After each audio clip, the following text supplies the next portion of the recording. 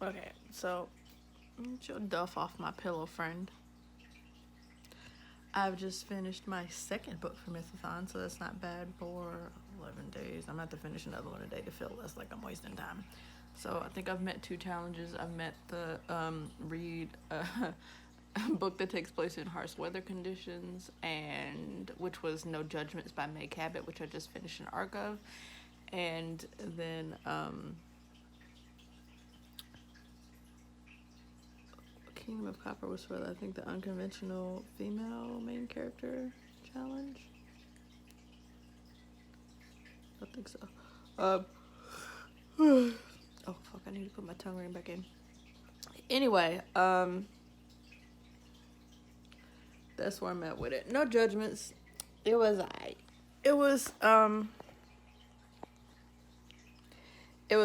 It could be, I mean, it wasn't like the best contemporary romance I've ever read, but it was cute. Both the main characters were quirky and odd, and it went really, really quick, but it was just like, I don't feel strongly one way or the other towards it. I just feel kind of meh. Except for there were some things I didn't really like in it. Like, for instance, she called one of the main characters called one of their neighbors' kids like a little slow, which I didn't like too much. And then there was another thing, like when Bree got to confront someone who had previously done something bad to her. She handled it kind of strangely, I think, but I mean, that could also be chalked up to personal taste. But yeah, it was a bit extra. I would have handled that differently, like as extreme, but not like that type of extreme, I guess. I don't know. Anyway, so now I have We Hunt the Flame, Storm of Locust, Slay, Queen of the Conquer, Kingdom of Souls, and the Good Luck Girls over here, and I don't know which one I'm gonna read next. I need to go pull out my list of challenges because for some reason the other 2 I'm just having a mind fart. Oh no, I need to start the group book today. She need to do that. I think I have 8 days left on it. So I'm still forgetting challenges. I don't know. Anywho, bitch, I'm tired. Got up at 5 in the morning, couldn't go back to sleep because somebody was being pushy. Alright, so yeah, let's start another book, probably The 100,000 Kingdoms here in a minute, which I keep starting and then getting distracted and picking up something else. I don't know why. It's not that I don't like it, it's just N.K. Jemisin has a distinct style, and I kind of have to. Don't you want my iPad case, you bastard?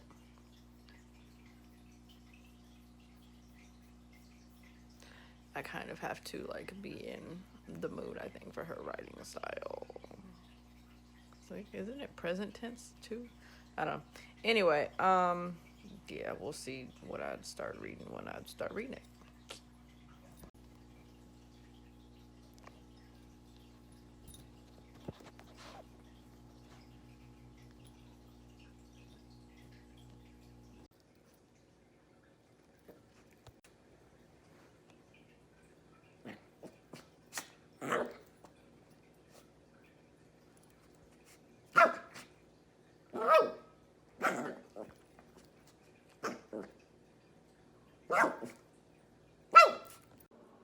While I'm sitting here, I also need to, here we go with this shit again.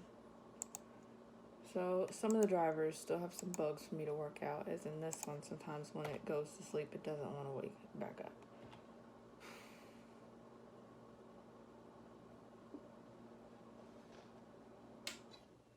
Bug.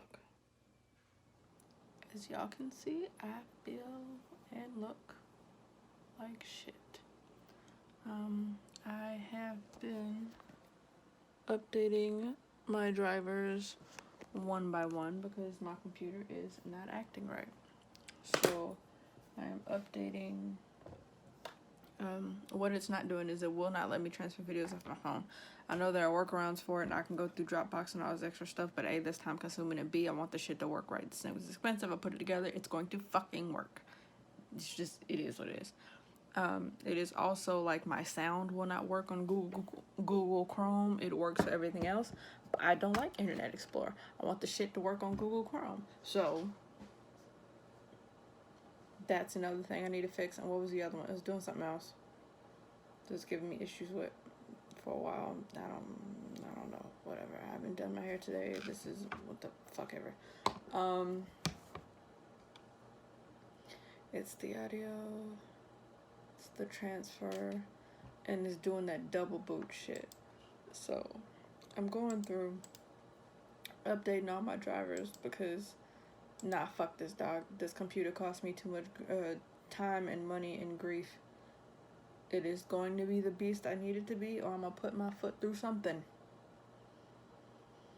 So that's what I'm doing, and why I'm not reading or editing a vlog at the moment. And I could be listening to Annika Jemisin's 100,000 Kingdom on audiobook, but I think actually what I'm going to do is watch Netflix while this is doing this.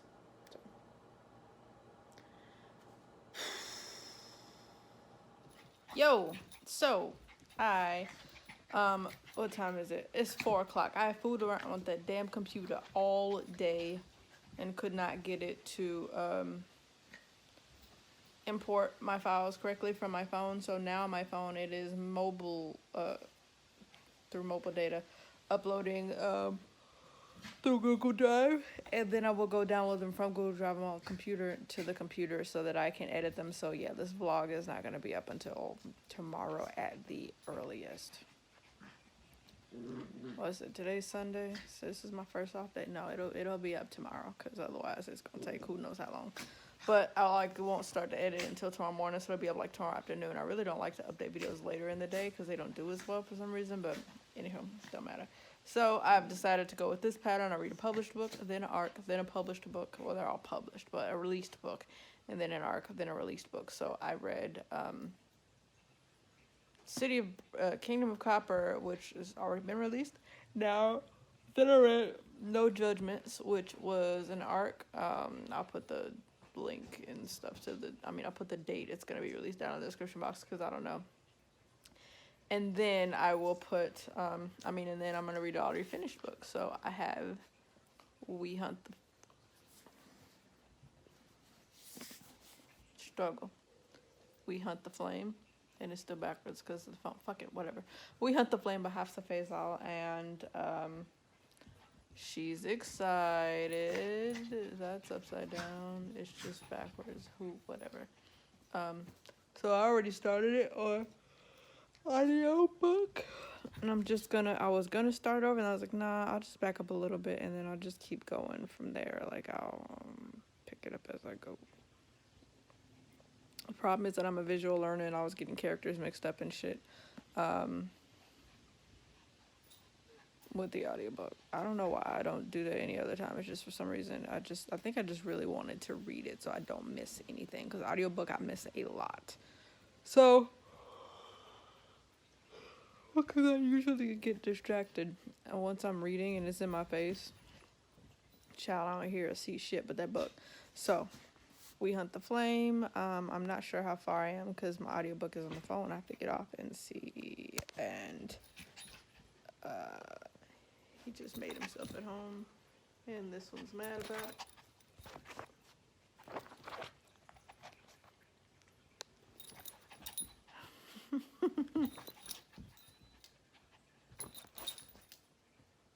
Not the mouth. Not the mouth.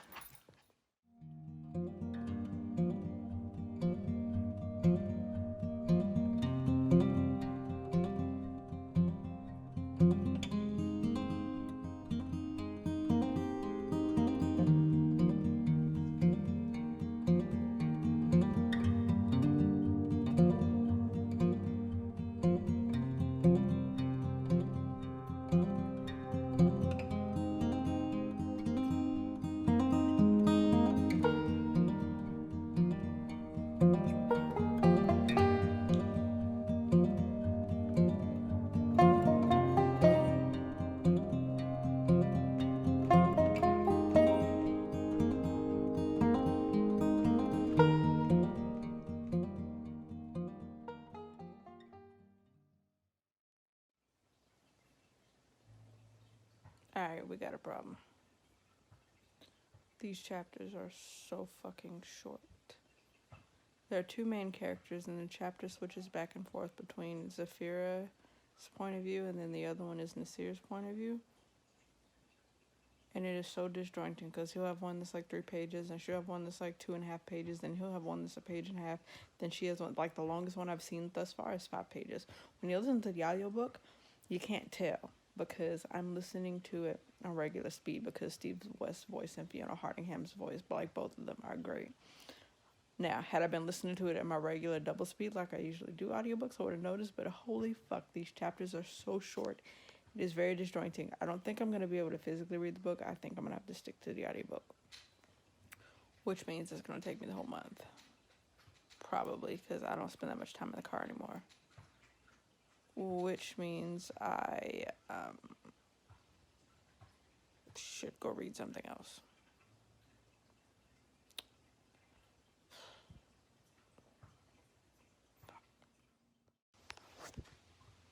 Y'all, this book is starting right in on like page 4. Brittany Morris is not playing with y'all. Not at all. She ain't playing with me either. But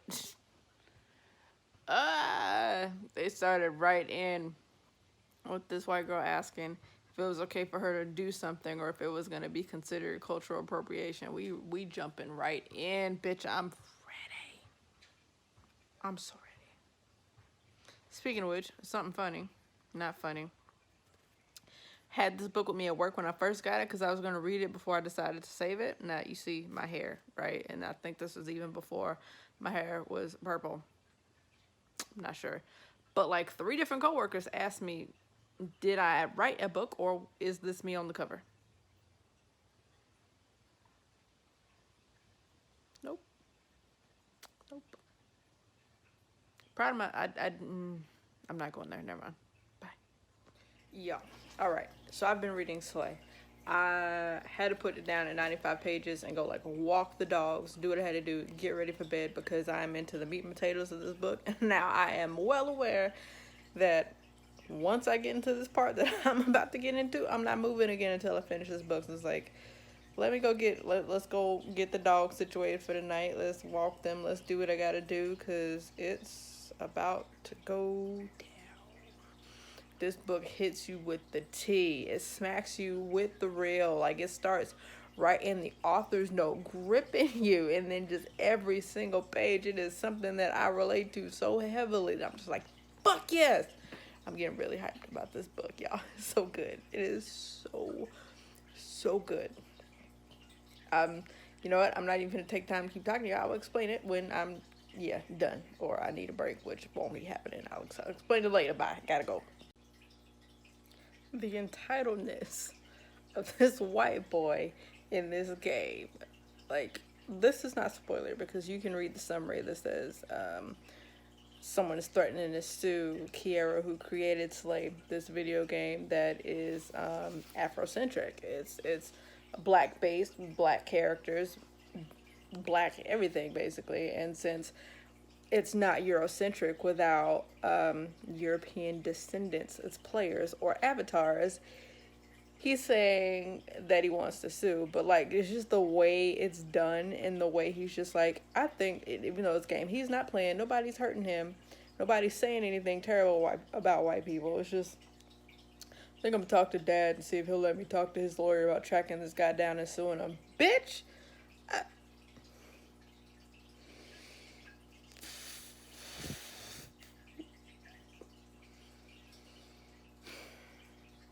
Damn. I literally saw the username, the person, one of the people who were threatening to sue the creator of Slay, the username they used when they finally got access to the game, it just, I literally was just sitting here and both my hands on my face just rocking like, you motherfucker. The sad part is none of this stuff is like outside of the realm of possibility. None of this stuff is even the slightest bit far-fetched. Like every bit of fucking racism we get from minding our own business.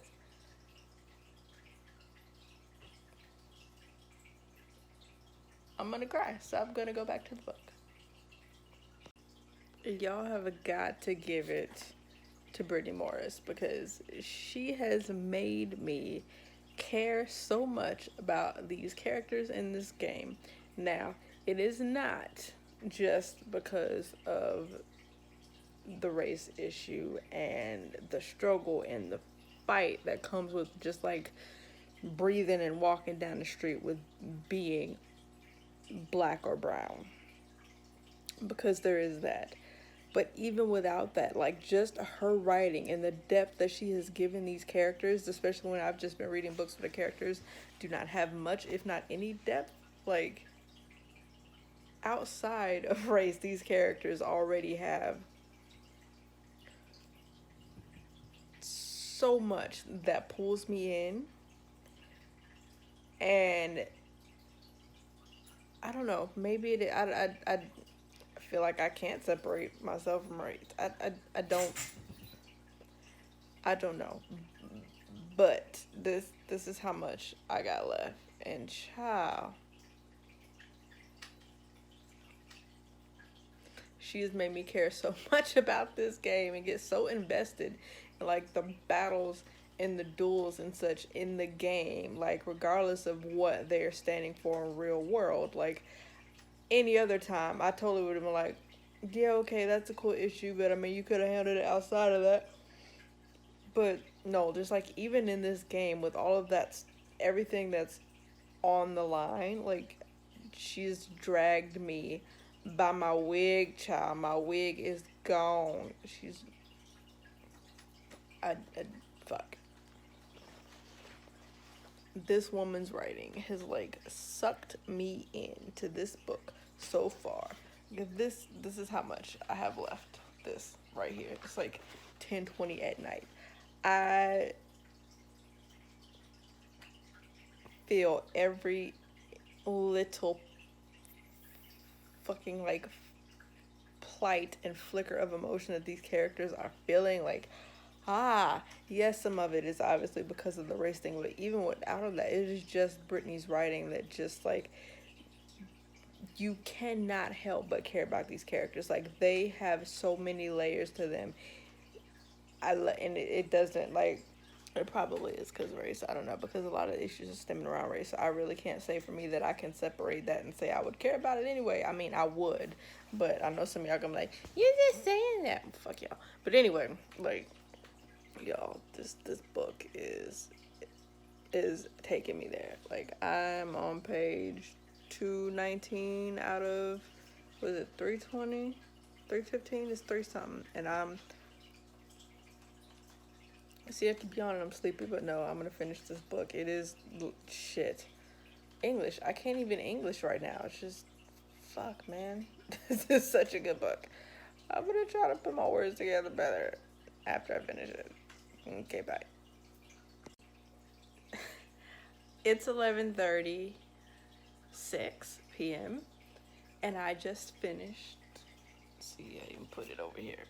Slay by Brittney Morris, and my god, I promise, reading the last couple of paragraphs of this book, the opening bars to Formation started fucking playing in my head. It's perfect. It goes together. Just take my word for it.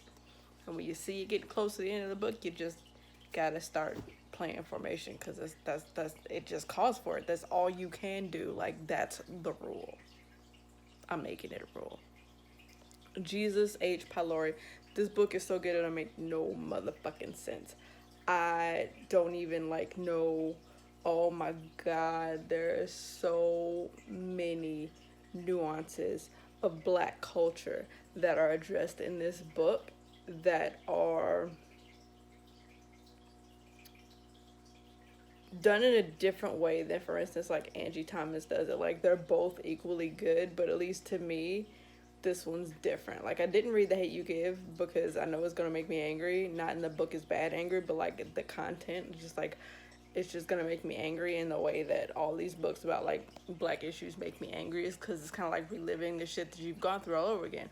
But I did read On the Come Up and it was the same thing. Just so many like bits and nuances of Black culture that are put into a book that it is so fucking refreshing to see in print, because I didn't have that when I was a kid. Like, I'm reading now, I thoroughly enjoyed this. Like, this bitch, oh my god, I can't even speak. Like, I am so thrown. Brittney squeezed so much culture in this book. So much culture. So much. Like, this is like your entire childhood, and it's not like pop culture references and stuff. It's things like it's not like movies and TVs, but stuff like your parents say, like stuff that happens at the family cookouts and the family reunions and stuff like that. You really can't explain to people, but everybody knows it because it's just a thing that happens, or like black gatherings and whatnot. It's a thing that if you talk about it amongst black people and people who are not very familiar with black culture are in the room, they're gonna be like, the hell you talking about? And then you have to explain it, and it's one of those you have to have been there kind of things. Like, all of the, there's so much of it in here. There's so many like relatable bits and moments and pieces that it's just, oh my fucking god, this book was a journey, and I fucking lived it, and I loved it. Like, it was a roller coaster. The happy parts, the angry parts, that just sent me on a whole ass fucking mission at 11 in the PM. Yo, there are also some things that she said that I'm just completely in love with. Like, there was this one thing that she said about the term, using the term ghetto and what it really means, that I wanted to highlight because I liked it so much. And this bitch does not mark in books ever, unless it's a textbook. So, like, just, it's hard to talk about it without giving spoilers, because a lot of so much of the plot is known through here. All of the nuances and stuff are a good thing, but I don't want to kill like that joy in the exploration, not the exploration, and the joy of the discovery, like the joy in the discovery of those things. It's kind of like when people wanted to read Strange Dreamer and nobody ever talked about what it was, because half of the incredible aspect of the book, like half of what made it amazing, was the journey and learning, like the discovery of what it's about and what the magic is and so on and so forth. With this, like, there is so much black culture in here, and so much of it that we don't always get, and so much of it in this one spot. Like, we would get all of it in the series, for instance, like reading like a lot of Beverly Jenkins books or a lot of other books by author of color, just reading down the list of books, like you'll get a lot of black culture. Brittney packed a lot of it in here, and it was just so fucking good to see. It was refreshing, especially the week I had in the place that I work, where there's so much fucking racism, both active and passive, with, you know, coworkers, with patients, with random people, like outside when I'm walking around on my lunch break. So I needed this so badly that I almost want to cry. And I don't like ever really say like I'm grateful for a specific book. I'm grateful for the ability to read, because reading for me is an escapism. So I'm grateful for books as a whole. But this particular book, like, I really kind of want to DM the author to tell her thank you, but I low-key also think that's weird, so I'm not gonna. But like, I am gonna gush on Twitter and tag her in it, because it's Jesus, it needs to be read by like everybody. I cannot.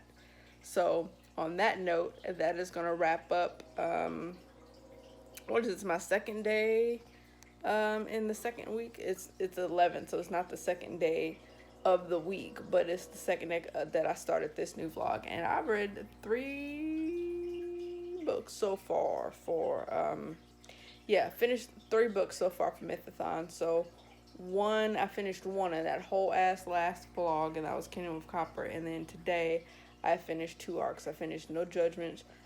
I started and finished No Judgments. I started and finished Slay, and I read some of We Hunt the Flame.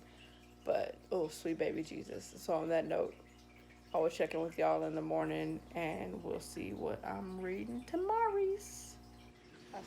Alright. It is 10:30. I need to get up because I need to edit my vlog so I can get it up today. But I don't want to get out of it.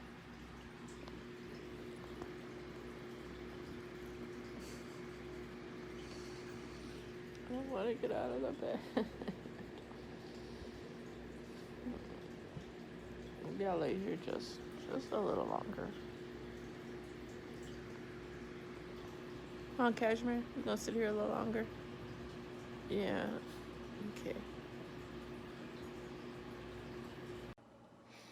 Okay. So I did make myself get up. It is now 10:50. What, Bubba's? Come here.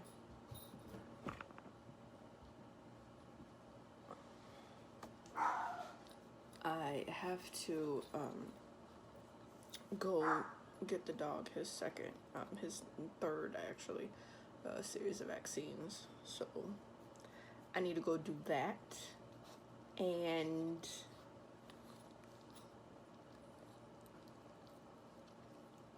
give him those today. I also need to call this unit I'm trying to work at because they did not give me the interview number that I have to call.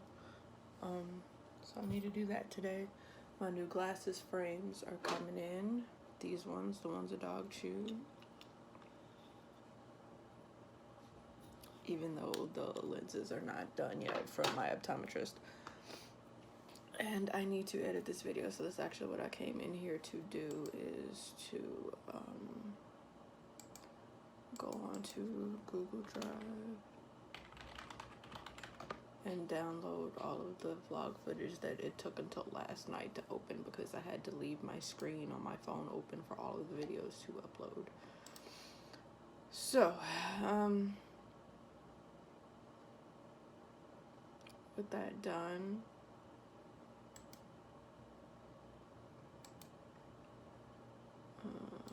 let's see if I can just select. Okay, so something yet I can't unzip the last 30, but I also need to call my dad and see if he can tell me why my computer is double booting, because I can't find anything. Like, it's not, everything is stock. I have nothing's overclocked. I haven't changed anything, but god damn it, what the hell with my eyes? But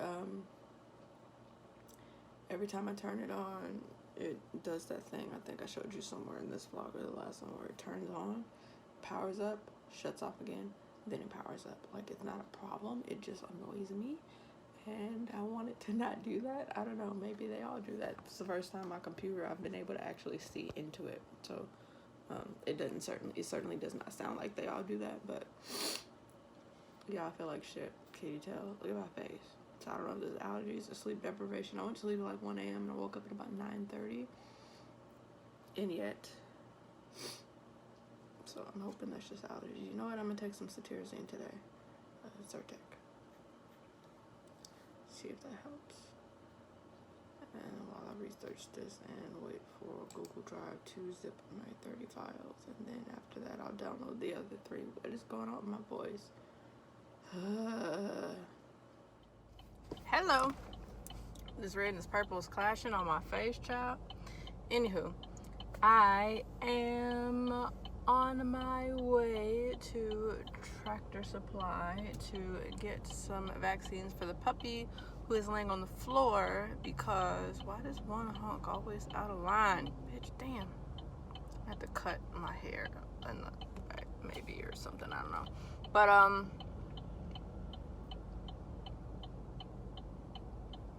yeah, the puppy's on the floor because the son was in this general height area, and he's short enough that he wasn't really getting the air no matter how low I put the vent, so he crawled on the floor and I put the air on the feet thing, and he's chillaxing down there.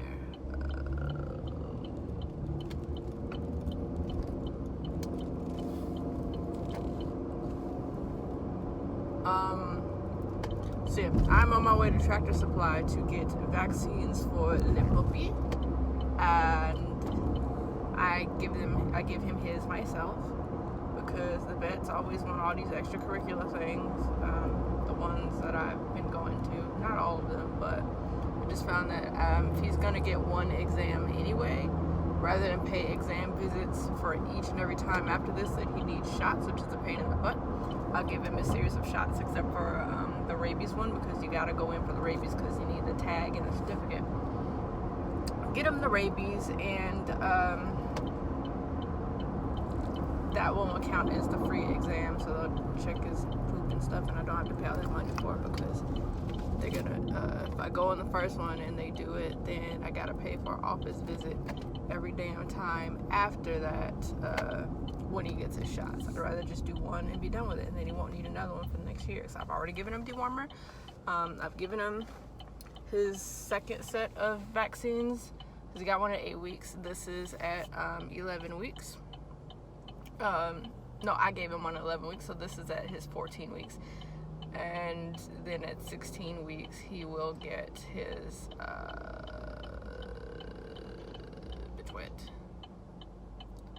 at 16 weeks, he will get his,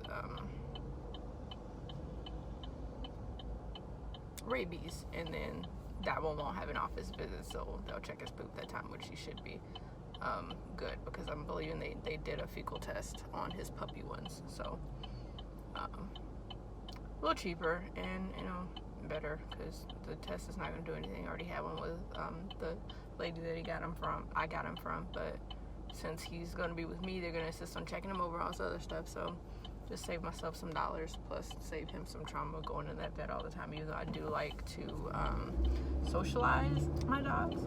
It didn't work with Diesel. He just don't like people, so that's why Diesel never goes out with me, but this puppy likes people, so the goal is for him to go out with me quite a bit. And then bakery, that's cute. And then so I've been taking him out with me to like dog friendly places and just not putting him down. But oh really? Stupid, this lady just swung a U-turn in the middle of a busy road, and she didn't even know anybody was in the lanes. You can't see because the turning lane was full. She squeezed between two cars, whipped out, and swung into the lane so bad her end was fishtailing.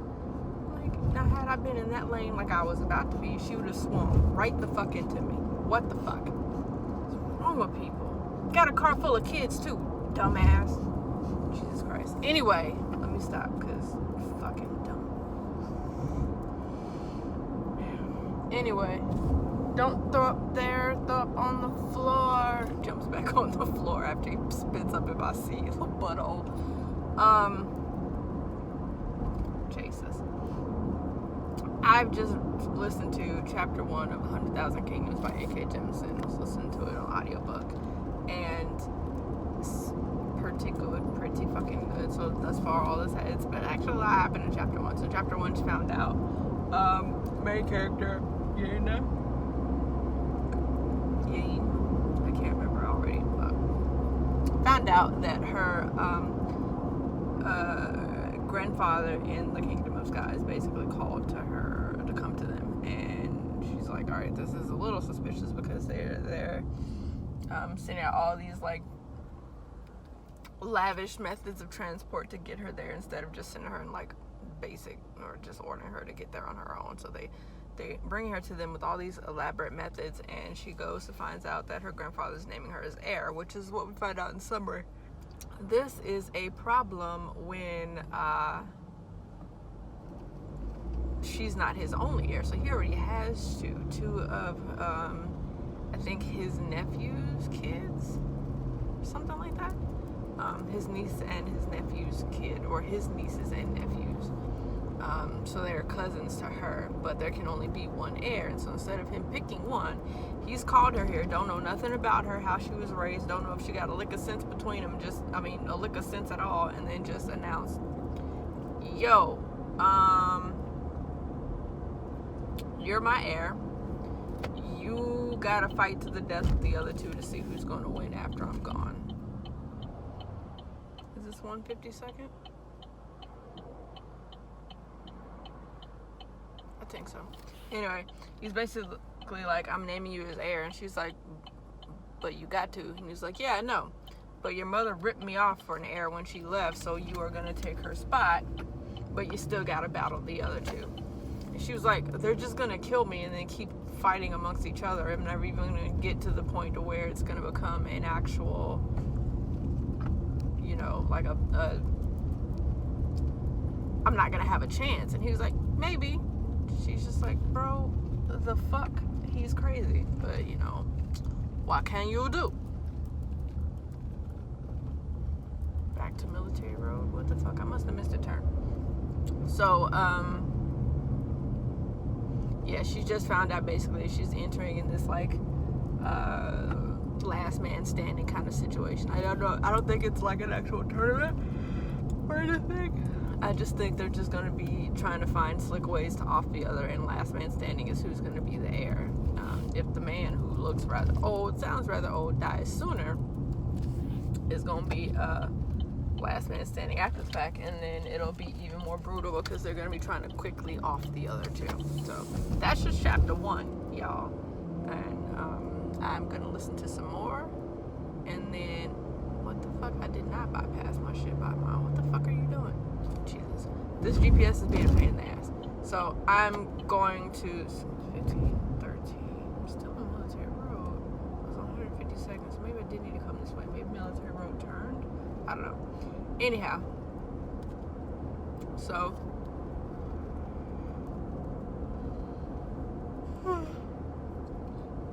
gonna go listen to the rest of it, and then you guys will probably see me here walking around in the Tractor Supply place. Yeah, okay, cool.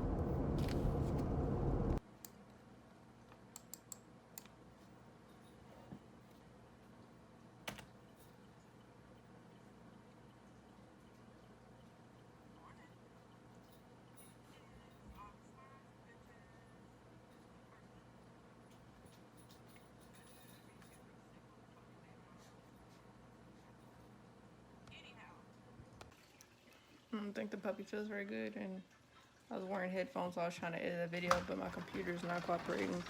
So, oh, B, get away from me. Get. Ate all my lipstick off. Spider webs everywhere. Alright. So, yep, sitting on my little patio with all my plants, assistants, and I'm gonna read 100,000 Kingdoms for a little bit. Programming being much big pain in the ass. So now I have to translate or redo, change the frame rate for all of these, encode them in a different program, and then put them back in Adobe Premiere Pro because it apparently doesn't like iPhone footage.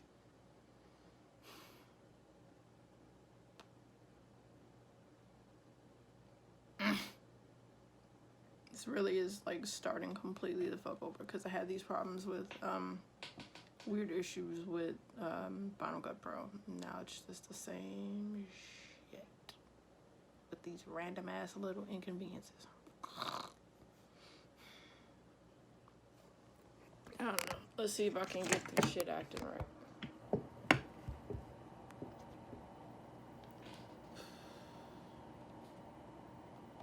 I don't even know how the fuck to no chapters. Don't do that. Just lunch break. Tessadere's new book came out today, The Wallflower Wager. So I was like, TBR? What's the TBR? Fuck a TBR. I'm reading this book. And I went on my lunch break and read the first like chapter and a half. Because that's all I was able to read because it was a lunch break and it took me time to get to the spot. Because I decided I wanted to go sit at the lake again on my lunch break. And that eats up half my lunch break just getting out there. But I wanted to do it anyway. So I went out there and just kicked off my shoes and sat by the water and read an entire whopping 1 chapter and a couple pages from The Wallflower Wager. I'm live tweeting this book because it's dope as hell. It is super fucking dope and I love it. So all of her books, like especially all of her later books are super fucking dope. BTWs, but yes, I bought this bad boy. It released today on the 13th, and I got it when I woke up this morning. I mean, I didn't stay up till midnight, so I got it when I woke up this morning. I started reading it on my lunch break, and I'm going to read it tonight. I'm probably going to finish the whole thing because I think historical romances take me on average like 5 to 6 hours to read, so I'll probably be staying up to finish it if I don't just finish it before like 9 o'clock. I don't know how big it is in physical format because I don't see it, so I don't know. So yeah, I'm stoked, and I will check in with you guys as as I'm reading this book. All I know about it right now, though, is that, okay, so for those of you who are reading the series, I can't think what the series is, by Tessa Dare, some dude, Duchess, I don't know, whatever. They are amazing. The first couple of books, these books basically are, the romances involve a different person in these group of friends every time. So this one is Penelope, who is a spinster. She is also a crazy cat lady, or the historical version of a crazy cat lady, and she just takes in all of these animals. She ain't really bothered about a man right now because she's doing her work with these poor animals, helping them out. So one of her animals gets out. She's trying to get this parrot, and the parrot goes into her neighbor's house. The house has been abandoned for forever. It's been recently purchased by somebody else who she doesn't know, but nobody has been in the house. They just know that he's bought it and work is getting done on the house. So from when people used to actually live in there, she has her the key, and that's really convenient when the damn bird that she's chasing flies out of the window and into the window of the house is getting worked on. So now, of course, she can't leave this poor parrot in this house by itself because there's construction stuff. There's no telling what kind of materials are in there. Doesn't want the parrot to get hurt. So she goes over there in her night rail and all this other crazy stuff, and she chases the parrot into this bedroom, and as she's looking around for the bird, she notices, oh, there's like clues that this room is being inhabited, and that stuff belongs to a man. What? And then she's chasing the bird, and said man, Gabriel Duke, walks in, wet, dripping wet with a towel around his waist, pretty much. Hello. And then this parrot is scandalous. He's scandalous, like he is a rake. So he's already like, you gotta get out of here. I can't be messing with you, lady. I can't be seen with you because if I ruin you with my reputation, I can't sell this house. This house is gonna get me money because it's next to an eligible lady. So now that I know that you're a gorgeous eligible lady, this house is gonna make me even more money. So you gotta get the fuck out of here before I ruin your reputation, and then nobody will want to buy this fucking house. And just anyway, like, he's scandalous. The damn parrot is scandalous, and it's hilarious. Like, Tessa Dare's books have gotten so much better. Like, they were already good, don't get me wrong, but you can see a tangible difference in these last couple books she's putting out between the ones that she started with, and holy fuck. Even if you are not a fan of historical romance, if you just like romance, you should read these books. They will make you a fan, okay?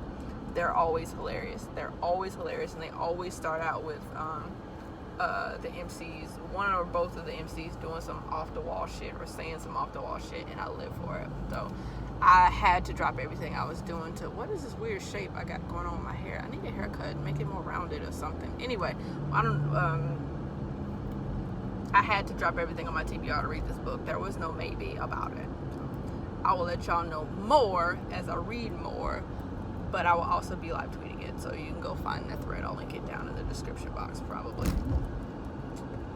Check in with you later.